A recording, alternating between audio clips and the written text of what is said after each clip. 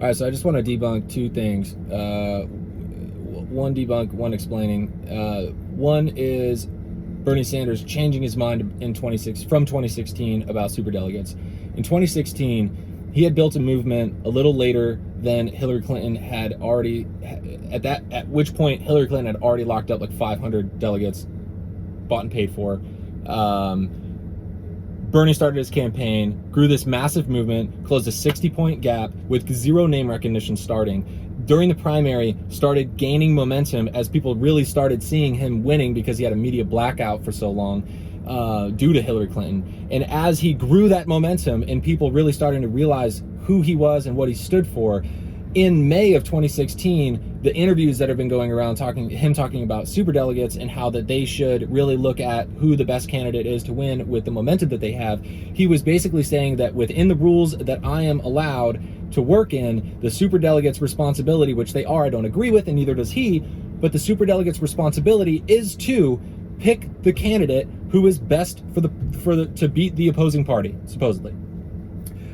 Bernie Sanders had insane momentum, one of the biggest revolutionary movements in American history, with as little media press as he's had, built an online movement of millions of people who were willing to volunteer and work their ass off during the general election. And he was stating that within the rules that I have, there are superdelegates, there are these people anointed. I wish and I hope that they take the time to look at the opportunity that they have to put someone in place to win the general election. And I think Bernie's saying, I think my campaign has the momentum and movement to make that happen. That's what he was saying. He's not in favor of superdelegates. He was playing within the rules that were allowed to him. Then, shortly after that, when the DNC Rules Committee came into effect, there was the Unity Reform Committee or Commission who came in.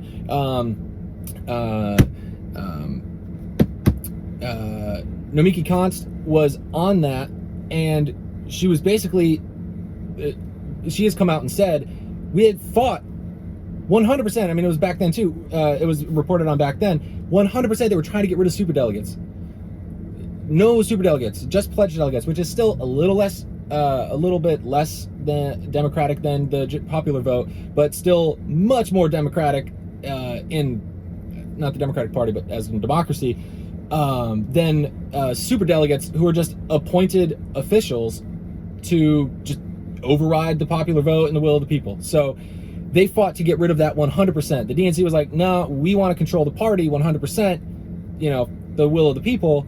And they fought for that and then compromised in the middle where superdelegates are on the second vote if no one gets 50% plus one majority of the pledged delegates by the time they go to the convention. If that is the case, why are they saying, if he's fought to get rid of the superdelegates, why are they saying that, like, from 2016? I mean, the idea that he was doing it was he was playing by the rules, and then he wanted to change those rules to make it more democratic, more of a democracy within the party.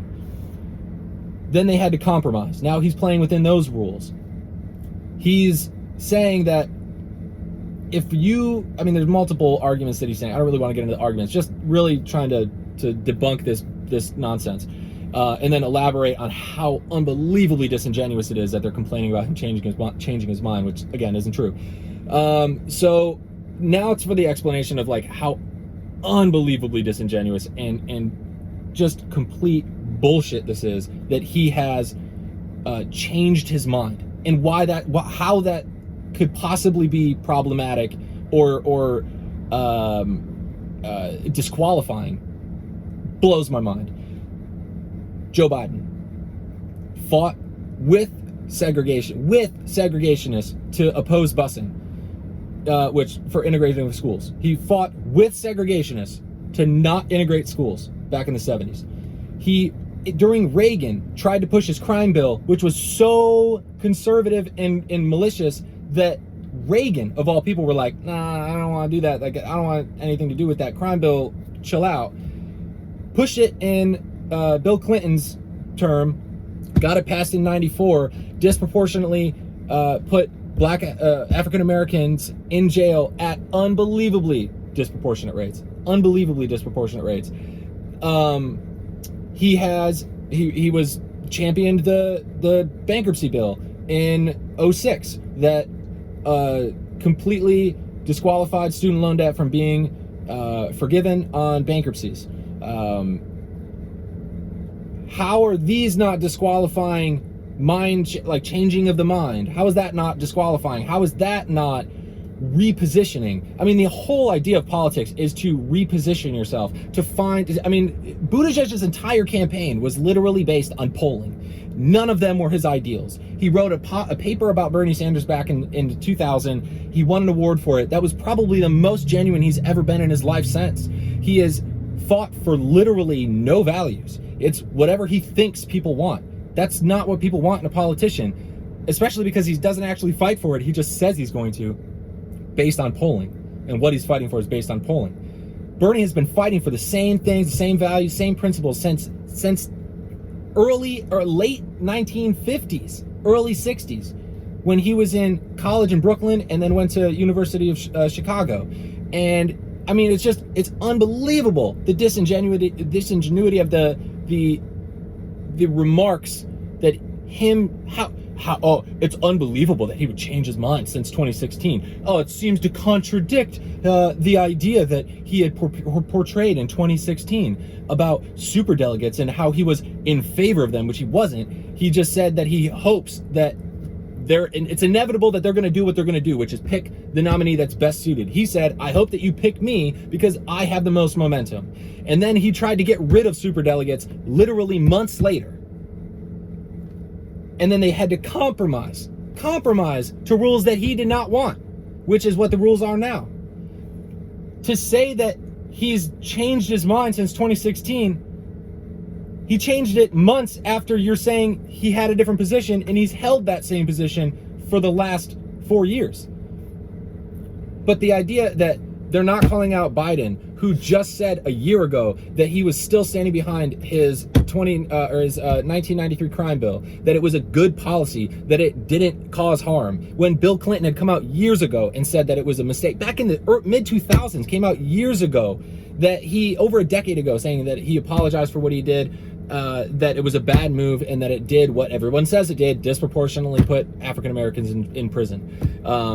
Then you have Pete Buttigieg, who said that he unequivocally supported Medicare for all back in 2018. And then he came out in February of 2019 on an interview on MSNBC saying, oh, it's the moderate position. It's actually the centrist position, because true left policy is like the NHS in the UK, not like America, which is everything's privatized. So Medicare for all, which is just the payer, just the insurance company that is socialized, it's just everybody pays into it. It's cheaper that way. I don't understand how people don't understand that. Regardless, the centrist position is Medicare for all, because it is not socializing the health care. It is socializing the payer, not the provider. So it is the moderate position. Then months later, he's come out against it. Oh, but that's not a convenient shift in a mindset for political expediency.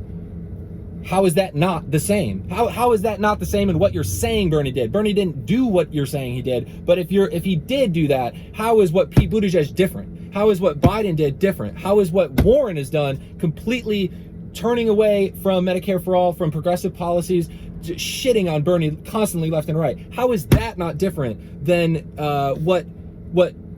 what you're saying Bernie did? It's not different at all. But Bernie didn't even do that, and you're calling Bernie out for something he didn't do, when all the other people who you worship have done that over and over and over just this past cycle. I mean, it's unbelievable. I'm trying not to say the F word. It is unbelievable that they sit here and say these unbelievably disingenuous things. I mean, it's not unbelievable. It's just, of course, hyperbole on top of just intuitive. I can try to remember the word that they use, where it's like an add-in word, but it's not unbelievable. It's very believable. I 100% thought that this was going to happen, but the fact that no one is pointing out that everyone else does these mind changes, switching lanes, repositioning themselves.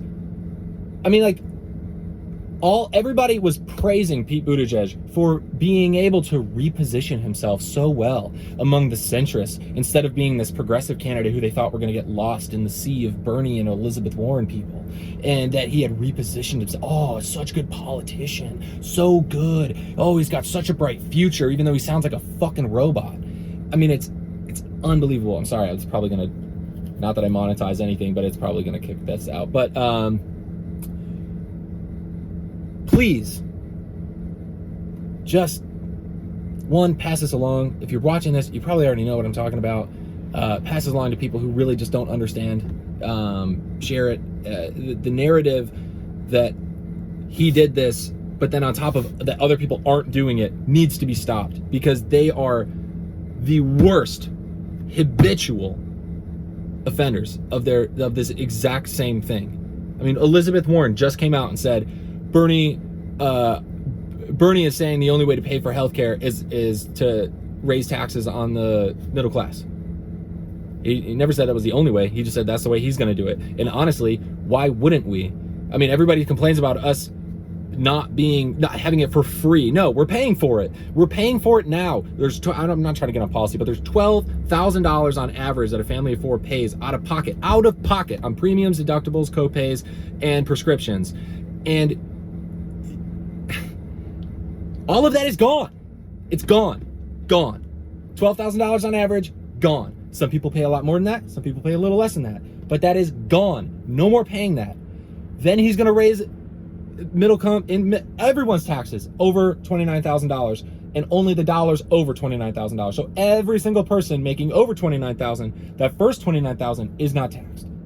Goes through tax-free on this 4% tax that he has. There's a bunch of other taxes that are on the wealthy, but this 4% tax is on everyone, on every dollar over $29,000. If you make $60,000 a year, it adds up to $1,200 per person. $1,200 per paycheck, per annual. It's annual $1,200 for. It's literally cutting your cost by a tenth. I'm sorry, by 9/10. You are paying a tenth of what we would normally pay, and you're paying it in taxes. And then the rich pay for the rest. They have plenty of money. They stole thousands, trillions of dollars over the past couple decades. It's a whole nother conversation. The majority of America thinks that we should be taxing the rich more anyways. It's so disingenuous. Her arguments are so disingenuous, and they don't point out that she has all these taxes that would disproportionately affect the worker. They're on the employers. They need to be on, they will end up being on the workers. Please, just point these things out to your friends, family. I really feel like we might be losing this right now, and my entire attitude has changed over the past couple days, and I'm just like so over it. But also, I just applied a couple days ago to be a California delegate, so if Bernie's campaign does allow me to participate in the campaign for delicacy, I don't know if that's a word, to be a delegate, I get to run a campaign for myself to then go be a delegate, a California delegate, pledged to Bernie in Milwaukee, and I will be bringing as much video and audio from that as I can. So we'll see what I can do to be able to stream what's going on inside the convention, if that works out that way. Regardless, I'm going to Milwaukee, so especially because they're going to try to steal this. So it's going to be crazy. But thanks for watching. I highly doubt anybody made it this long. But find me, Josh, Kinder Politics. Please add me, subscribe, follow me on all Facebook, Twitter, YouTube, all that nonsense. Thanks so much for watching, and please stay strong. We can do this.